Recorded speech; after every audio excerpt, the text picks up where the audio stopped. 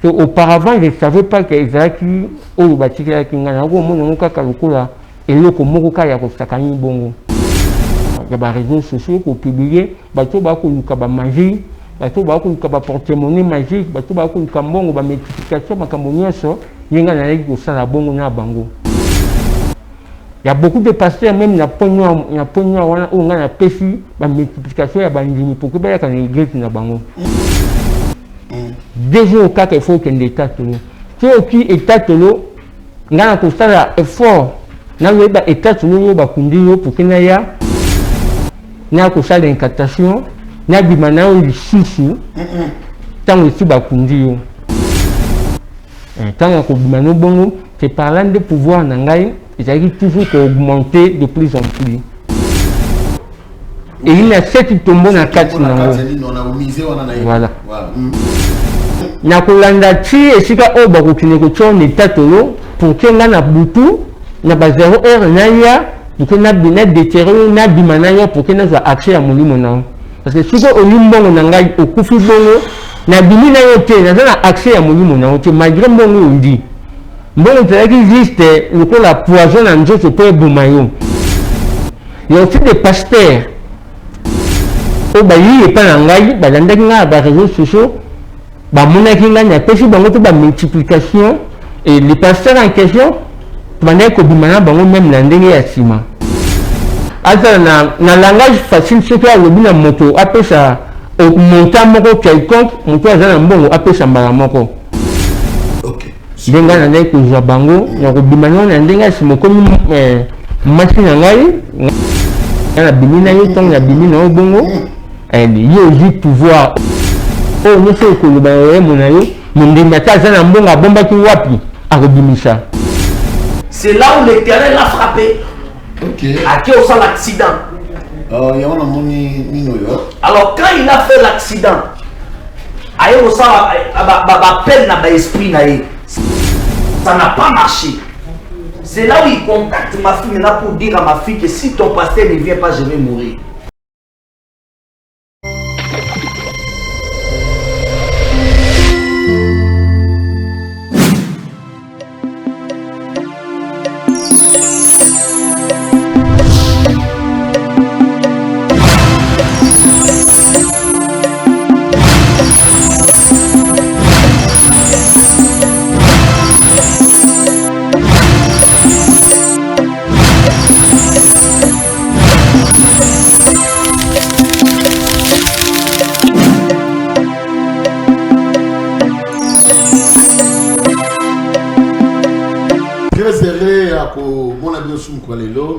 Notre émission, il y a grâce à Dieu que l'Éternel bénisse abondamment. Je crois que vous avez ébélé dans la poste télévisé, dans le téléphone, dans l'iPad, biso makasi biso équipe mobimba, il y a chaîne biso, il y a chaîne télévision. Merci à notre DG plutôt, Nakouma Moukadi, Maman Lidi Moukadi, doublé. Merci encore une fois à tout le monde, parce que vraiment la émission de tout ça. L'on a grâce à Dieu. Je ne suis pas seul, je suis avec un grand homme de Dieu. Merci à technicien, mon Jacques Milamon, mon Israël Monzo, et puis notre dété de Niche Monsoro.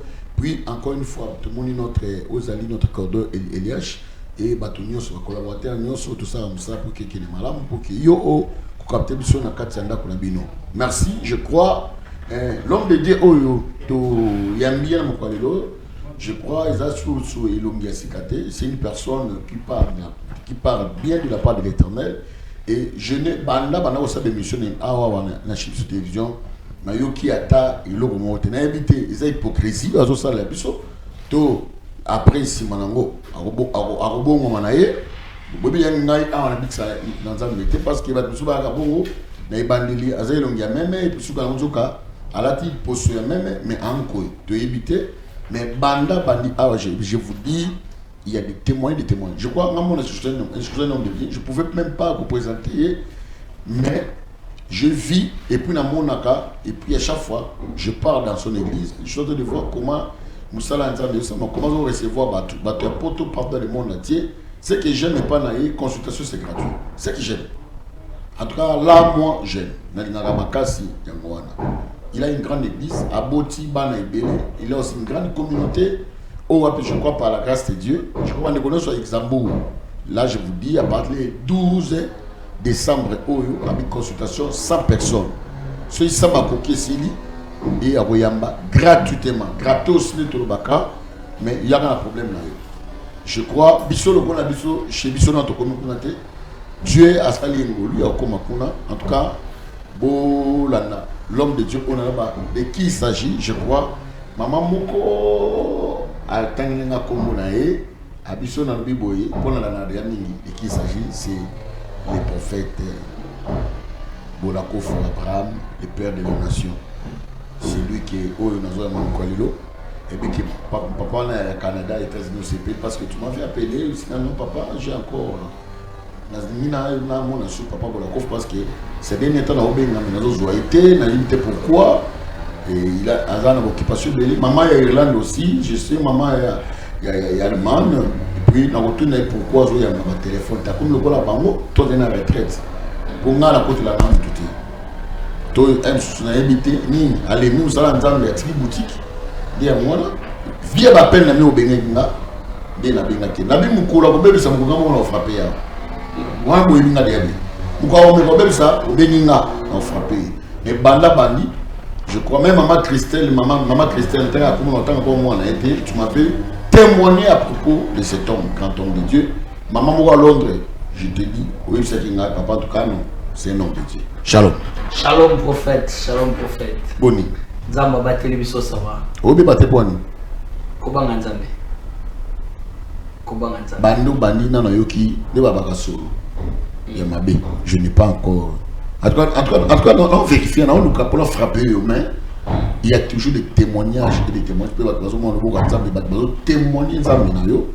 Je crois qu'il y a une dame, en Australie, elle a un problème, il y a sida.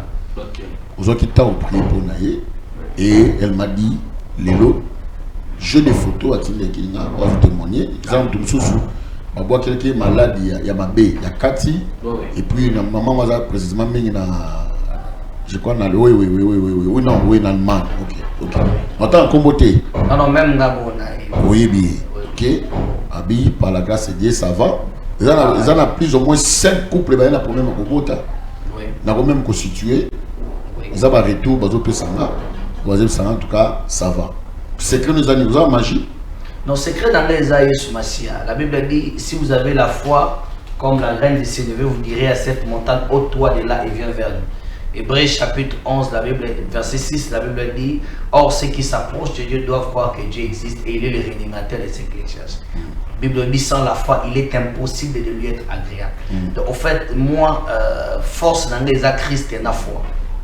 Force de Christ en foi. Christ en foi. Et c'est lui. Et l'eau. Moi, l'homme sauté. Non. Moi, l'homme, beaucoup. Moi, le Mbachi. Non, mais il y a même des pasteurs qui sont en train d'être délivrés chaque jour, qui étaient dans des fétiches. Il y a un moment où on est tout dans le question.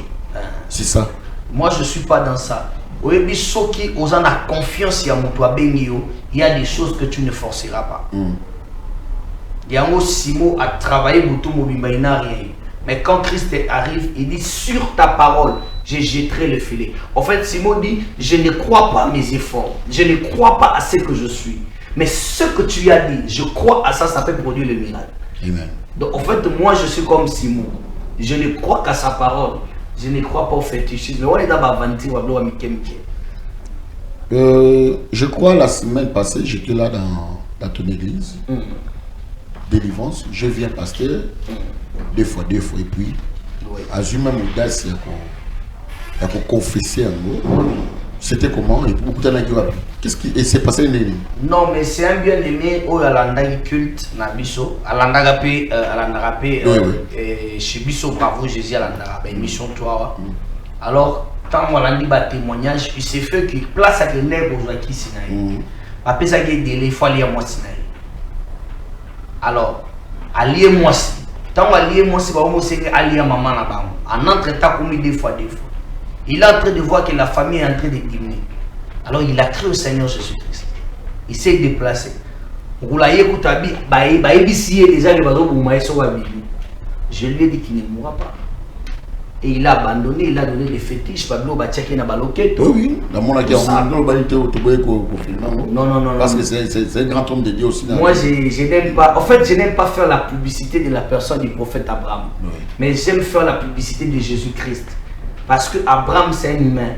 Mais c'est Jésus-Christ qui passe par les prophètes pour guérir des malades. Donc ce n'est pas moi, je ne fais rien. Je n'ai pas de force sur ça. C'est Jésus qui fait ça. Ce n'est pas moi. Maman moko na moni les mêmes jours, azali na zema 12 mois. Phénomène les années et puis tant que prier pour naïe, makambo bandi et puis baté juste ba bima naïe moi na bimina parce qu'il église na yo. 12 mois. Oui, c'était la sorcellerie. Oui, bitumba liboso ya mutu e bandarate mukolo mutabali osomba mutuka. Bitumba liboso ya mutu bandara mukolo zemi na ibande. OK. Deuxième combat à mutu le plus dangereux bandara mukolo mutabotami. C'est comme ça, il y a des enfants où maman gende robota moi na kufi. Parce que c'est des étoiles, des esprits qui n'ont pas supporté, des esprits qui vivent sur la terre. Hérode a bondi ça Jésus à mon Jésus. Ba betelier li solo ba mage ba moni étoile. Les mages ont identifié que Bokobota maman c'est un roi. Ba betelier li solo Hérode a dit si vous partez, revenez vers moi parce que moi aussi je vais adorer. L'homme a 4 types de combats. L'homme a le combat de la royauté. Le combat de la royauté, c'est le combat de Saül et David. Saül a roi, azana ba armée azana bilo onyo so mabundisa David. Deuxième, le deuxième combat, c'est le combat de la naissance. Et si tu n'arrives pas à réussir le combat de la naissance, même si tu es né, c'est fini, au père de vie mobile. Troisième combat, c'est un combat destiné. C'est le combat de la destinée. Il y a des gens qui sont nés avec des étoiles, mais qui n'ont pas vécu la gloire de la destinée. Au fait, ce que nous sommes, ce n'est pas ce que nous cherchons à être, mais c'est ce qu'on était. Zamba ici, Jérémie, avant que tu sois né, depuis que tu étais dans les ventres de ta mère, je te connaissais, je t'avais déjà établi prophète. Donc quand Jérémie prophétise même sur les rois, ce n'est pas que Jérémie c'est un prophète parce qu'il a commencé à prophétiser. Mais dans l'éternité, il était prophète. Ce que nous sommes, c'est les résultats de ce qu'on était dans l'éternité. Quatrième combat, c'est un combat lié sur des terres. Les combats liés sur des terres. Il y a un comprendre que la victime a combat lié sur des terres. Et Adam. Deuxième, la Bible a la victime a combat lié sur des terres. Et Noé. Non, s'il te plaît.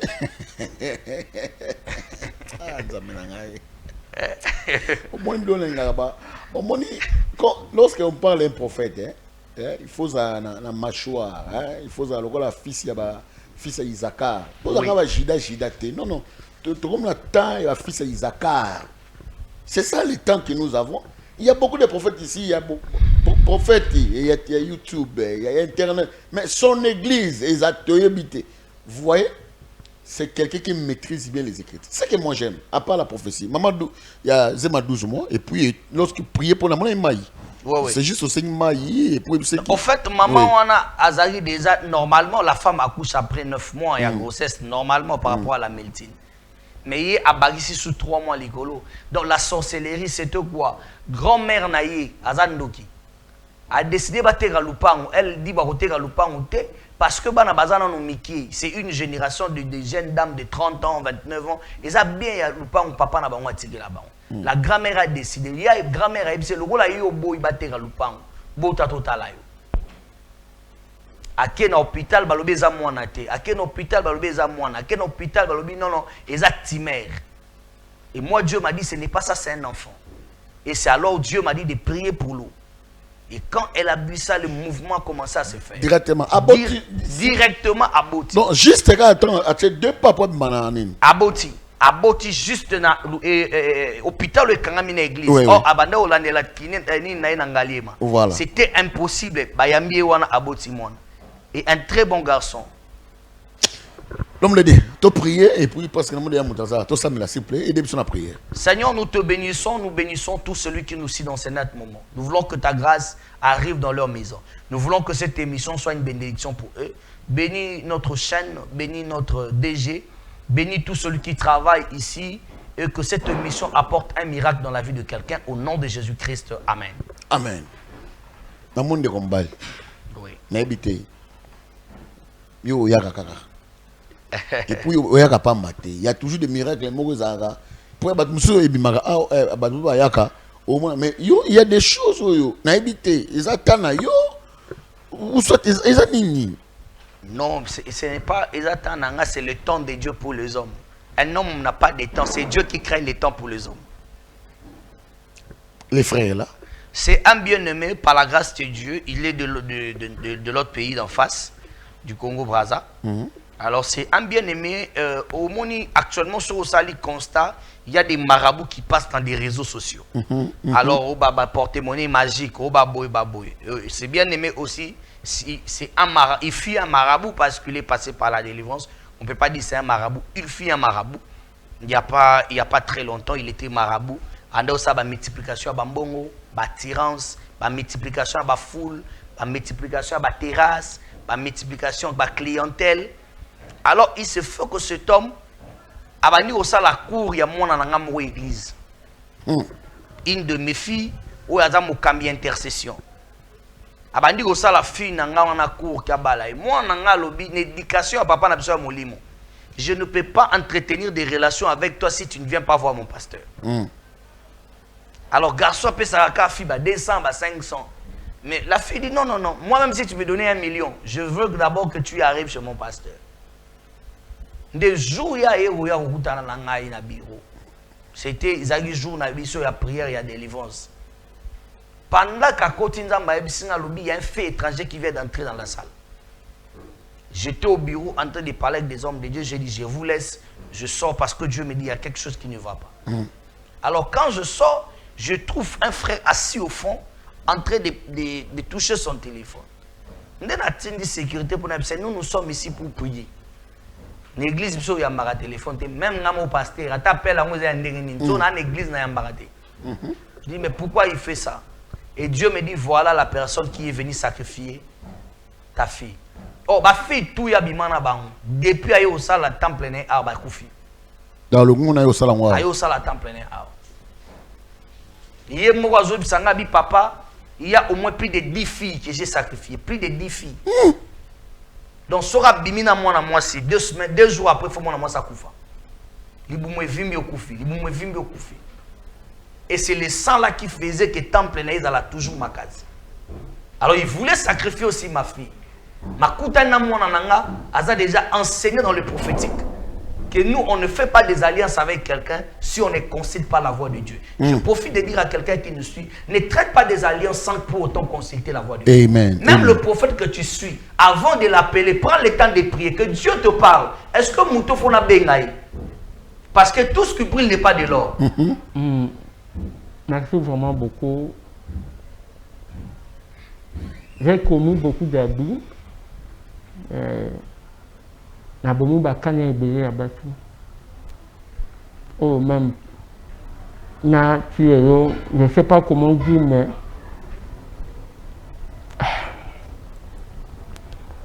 ngai na botami na okolo. Na botami na okolo. J'ai une famille à Idriss Angati.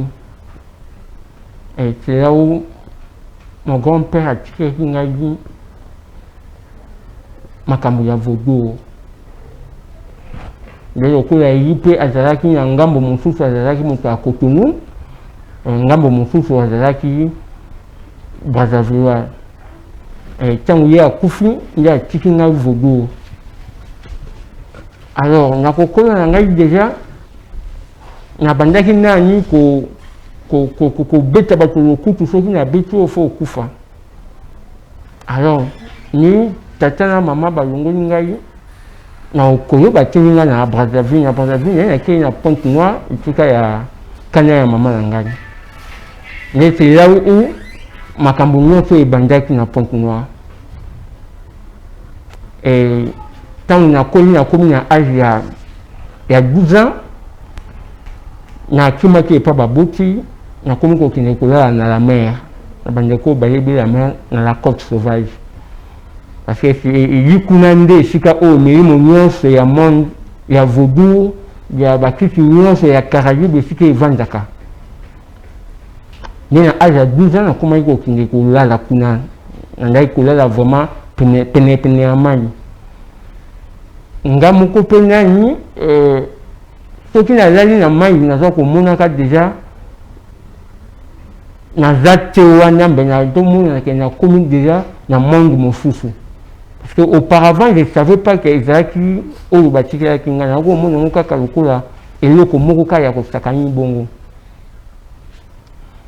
Soki namoni bongo nde koko na ngai oyo azalaki moto akotunu 50 akoyebisa nga oyo nyonso natiki yo il faut oyo continuer mission jusqu'au bout. Ntango azalaki kolobana nga bongo na ndoto à chaque fois et je vois des hommes baza koya koincliner devant ngai kopesa ngai balokumu kosala makambo ebele. Ntango na atteindre 14 ans nde nayaki kobanda vraiment mission natiki makambo ya kobunda kobeta bato lokutu bato bakufa komi makambo ya koluka kopesa bato bakisi.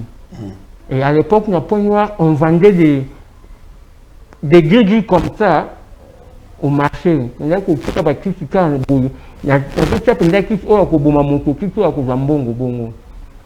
Et ntango makambo ya kibonzambe ekoti mingi na Point Noir nde tokimikimi tolongoli makambo ya kotekateka bongo ekomi en cachette. Alors c'est depuis là nga nakomaki na nga na ndenge ya baréseaux sociaux kopublie bato bakoluka bamagie bato bakoluka baportemonnaie magique bato bakoluka mbongo bamultiplication makambo nyonso ye nga naleki kosala bongo na bango. Il y a beaucoup de pasteurs même na Point Noir wana oyo nga napesi bamultiplication ya bandimi pour que bayaka na église na bango. Peut-être eza télévision na boni nasalire bato bakombo ya bato mosusu ekosala vraiment malamu te. Bandai koya vraiment ebele ya bana basi pe ebele oyo bazali koya na Point Noir soki alobiki na ke Point Noir na ke somba marchandise. Ils venaient pas pour acheter les marchandises mais bandai koyaka po travailler bango bazo ba multiplication même ya bilamba soki baye nango bo bakomaka na mbongo ebele. Et j'ai beaucoup vraiment à faire na Point Noir na bomi bati na pesi bakisi ebele. Nye na yo komona ke non a na longa Point Noir pour na continuer toujours. Na yaki soki na bimi na mwasi tu vas pas faire même 2 jours si olingi mbongo na ngai. Il faut pas kunda yo. Il faut directement kende tatolo. 2 jours kaka il faut kende tatolo. Si oki etatolo nga na kosala effort na loyeba etatolo yo bakundi yo pour kena ya na kosala incantation na bima na yo lisusu ntango esi bakundi yo. Parce que yaki na bafi mosusu soki na pisi yo mbongo mwana na bima no eza te mpo omonake na ye mpo na bima na yo nakoki kobongo ntango okufi mpo nazala na accès ya molimo na yo il faut na ya kobima na yo ntango esi okufi. Ntango ya kobima no bongo c'est par là de pouvoir na ngai ezalaki toujours augmenter de plus en plus. Ntango nakiti Point Noir nayi na Brazzaville. Na Brazzaville toyaki na siège moko biso tu bato ya Vaudou. Nango nayi koloba na bandeko oyo balingaka kokende tika bana na bamusée batika esu bana na bamusée te nta milieu moko ezali très dangereux. Biso to bazali kokutana mingi na Pierre Savonnier de Brazza. Bandeko bayebi Pierre Savonnier de Brazza ezali musée national esika oyo bakundaki Pierre Savonnier de Brazza ezalaki explorateur. Voilà Nekuna. Voilà wa eli na batombo eli na 7 tombo na kati nango. Voilà biso non soki naye kokota na kati ya soki 18h ekoki bokomona ye bavoiture etondi wana bokoyeba te parce que kuna ye na terrasse te ye hotel te bokomona bamituka etondi ya bamarke nyonso. Tonaye kokota bareunion na biso nyonso tonaye kosala kuna na se ya tombo. Bana nyonso oyo bayaka na musée bozopesa pièce pour que babalakisa bino comment l'histoire ya Congo ezali selon nous bénéficions na étoile na bango surtout ceux qui ont étoile d'intelligence nyonso kotikala kuna ezali kosala baréunion na biso kuna. Je ne veux pas vraiment citer le nom pour que même ma bateau mosusu Ils vont me chasser. Voilà. Maintenant, il y a des gens qui ont appelé Savonnet du Brazza. Il y a une fille où il y a qui ont appelé et c'est là qui a joué ça. N'a pas accès à l'électricité. N'a pas accès à la terre. Alors, tant qu'il y a zombie, je dois quand même visiter Kinshasa, donc à Congo, Zaïre à l'époque alors. Donc à Zaïre. Il y a même une Zaïre, il y a un appel Zaïre. Et tant que Sundi na Zaïre, il y a commis, il y a monité mboka ngope et j'ai un malamu à dire, na kogi ko vanda awa, na continuer juste encore mission na awa pour que na sala o ne sonne tout ça. Et j'ai remarqué ce que j'ai remarqué na Zaïre awa.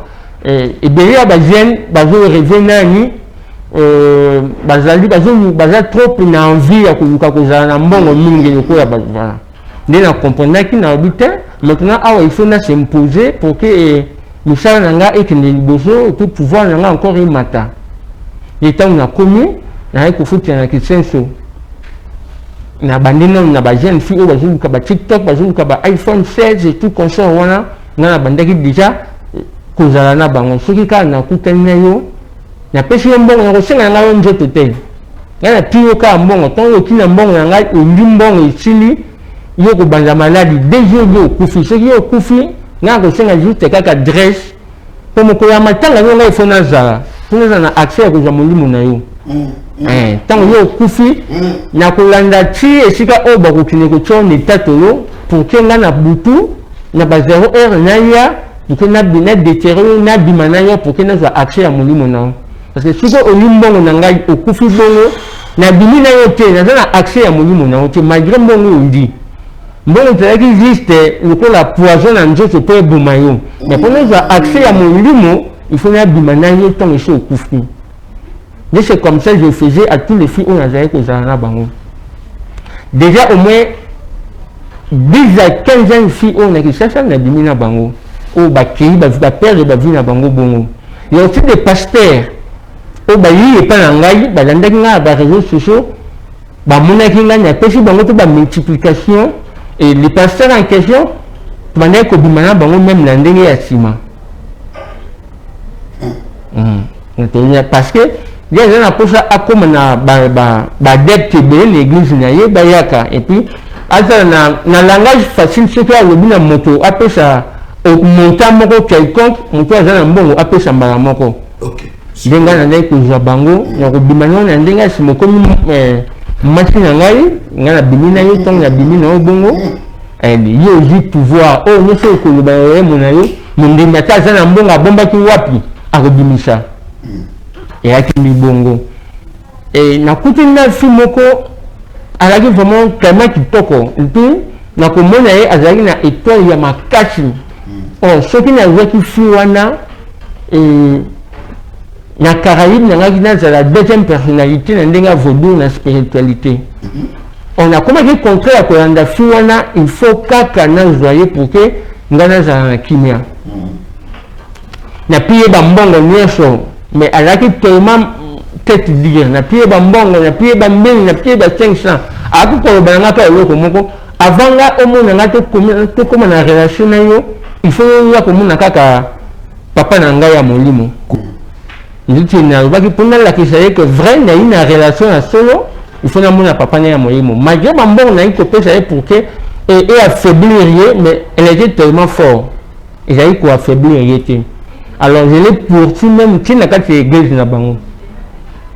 Et le jour na comment qui kuna na kati église na bango a pris une adresse à non ya comme na papa nanga molimo pour que bo soloa ce qui a se mettre d'accord na yo ni wana nga na pesi yo motema pour que to bimato za nga na mo sina mobali. On dit OK, il faut na bunya pour que na zo kaka étoile o izaka chez mwana mwasi wana. Et comme mon colopé il y a jour après ça kinga na kokuta na papa na molimo et déjà na entrée à église na sentaki une forte feu za ko yela nga na nzoto. Alors j'ai fait une prière dans Libanda, na tiki ba o nyoso na yaki nango Libanda. Mais le quoi na mission à atteindre, il a fallu penatika nyoso.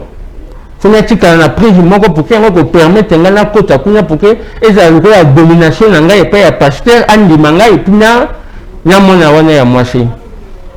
Et tant on a côté vraiment le pasteur a dit vraiment ma case a dit na moto.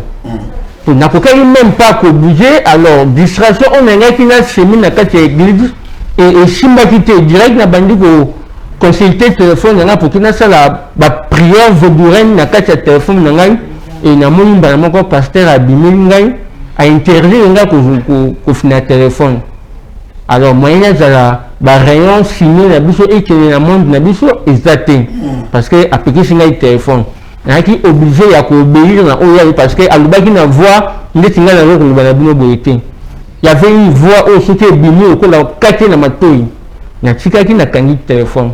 Au moment où j'ai le téléphone, j'avais pas moyen de bouger. Directement, je commence à trembler et c'est quand la fin d'accueil. Dès à yébici na batonaye bazaki pembeni ya bibo za moto wana boko tisaye kuna na salle na bango ba benga kasori ya intercession bokisi na ngai wana et puis bo banda prière nga na zoya.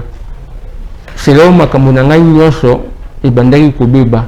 Alors, tango abandi prière, ndoko de sina chika ki ba pouvoir nanga nyonso vibanga moyen na la ta poso nanga tam tina sala effort ya ko communiquer ezalaki lisusu te nde makasi nyonso yango esilaki ntango esili nasali kaka makasi ya kibonzoto poke na kima na nsima ya kokima wana na bomi na kati ya église c'est là où na commettre accident ezalaki vraiment liwa c'est ce que constater ndenge nazoloba parce que minu même eza ya kobukana yango moni azoloba malamu te pour minu eza ya kobukana. Merci. Madame Balandi, je crois il y a un vidéo de qualité, 2 ans de Papa Abraham, c'était passé comment? Au fait, le bien-aimé, comme moi j'ai repéré le monsieur assis là-bas, moi Dieu m'a dit dans mon bureau, il y a un fait étranger qui entre. Alors du coup, j'ai repéré un bien-aimé en train de manipuler les téléphones. C'est là où je demande à mes enfants, je dis, mais comment nous sommes aujourd'hui, c'est notre vendredi de délivrance et des orientations prophétiques. Comment quelqu'un peut manipuler les téléphones? Alors pendant que j'ai lancé maintenant la prière plutôt, que Moutoutou azo landanga na sima, azo contrôler vie nanga, batingue na mission pour détruire nga. Kake ekwe la yi. Tant que lancer message à kake prière et bandit. Moi na mobile place ça allait moyen exact, bandit ko trembler. Sur place à Soubina Bilamba. C'est là où Dieu me dit, voilà le monsieur ici. J'ai posé la question qu'il a amené, c'est ma fille qui gère l'intention. Il dit, papa, c'est là où il entre dans la pièce, il y a délivrance. Délivrance, c'est bandit terrible. Terrible, délivrance, il y a terrible. Je n'ai jamais oublié que jour où on assistait même plus la culte. Parce que sa délivrance était terrible. Alors après la délivrance, lui a voulu rentrer encore dans Magamounaye pour seulement récupérer ma fille. C'est là où l'Éternel l'a frappé. À qui on sent l'accident. Alors quand il a fait l'accident, ça n'a pas marché. C'est là où il contacte ma fille maintenant pour dire à ma fille que si ton pasteur ne vient pas, je vais mourir. Je suis arrivé juste à centre Ngandala où il était. Je suis parti, j'ai fait encore la prière et je l'ai pris maintenant, il est prévenu à la délivrance. Et il a laissé tous ses fétiches, toutes ses histoires. Vraiment. Je crois, Papa Boulakofo. Oui. Il y a encore des jeunes gens de Kolabango. Il y a des Mbelani, caméra Yangoyo, encore des régie, Mbelani. Mbelani Nyokobela Bango, Batouba, Til et Lona Makambo, Tandé Ndeko, a délivré, mais moi, tu as tout été là, comme il dit. Et Lona Kobela Bango. Je m'aimerais dire à ces gens qui nous suivent, on ne sert pas 2 mètres à la fois.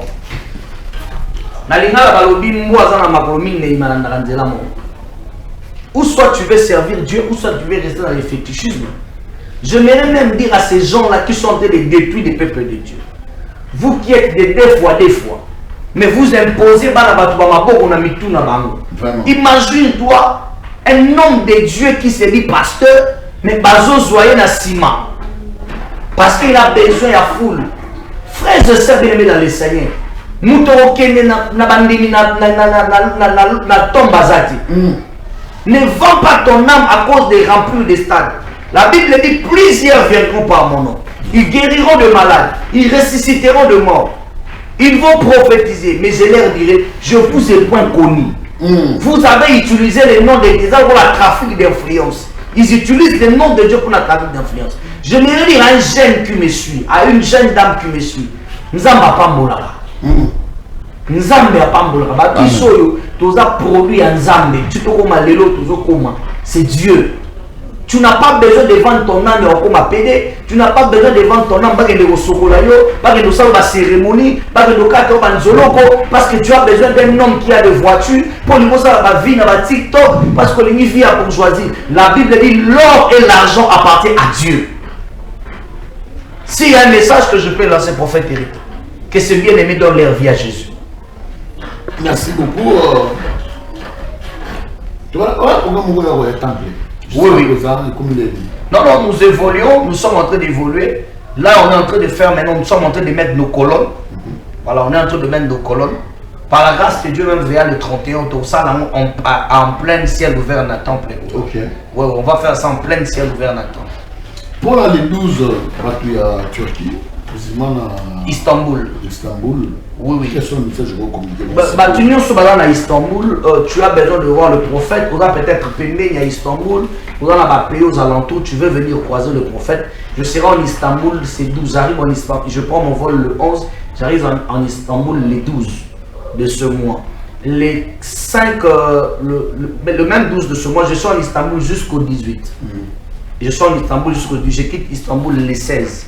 Et à part Istanbul, j'ai encore un autre programme en Europe. En ce même mois de décembre. En ce même mois de décembre, j'ai un programme sur Paris. En ce même mois de décembre. Donc d'Istanbul, je quitte les 16-18. Je suis en France les 20. Pour ceux qui sont en France, ils peuvent aussi s'enregistrer. Le programme va se tenir à Sarcelles. Donc je crois qu'il y aura même des affiches, je vais t'envoyer pour que ça soit posté. Voilà, c'est ça un peu mon programme, mon calendrier de ce mois. Et les 31, nous sommes à Kinshasa. J'y rentre à Kinshasa le 26. Le 31, nous aurons notre grande veillée. Les traversées. Notre grande veillée des traversées. Votre numéro de téléphone? C'est le plus 243 82 77 47 218. Plus 243 82 77 47 218. Par rapport à autre chose, on a tenu un téléphone pendant un temps. Nous sommes vraiment en plein programme de prière où nous sommes en train de préparer notre traversée et nous sommes en train de préparer nos deux programmes de l'Europe. Voilà, c'est ce qui a fait que je n'étais pas au téléphone. Mais juste après l'émission, en direct, si quelqu'un m'appelle, je suis là. Ok. Merci beaucoup, je crois que nous avons dans notre émission. Nous avons pas de chaque fois que sur le grand homme de Dieu, parce qu'avant, ils ont ceux qui sont convaincus que Nzambe habillé, ceux qui bengi ni soit kolobana yo, tout ça, respecter l'orientation, respecter l'orientation au kolobana yo, Nzambe la ozanga topambola yo. Merci beaucoup, madame. On a ce bon, au bout d'un épisode, tout comme tout côté de merci.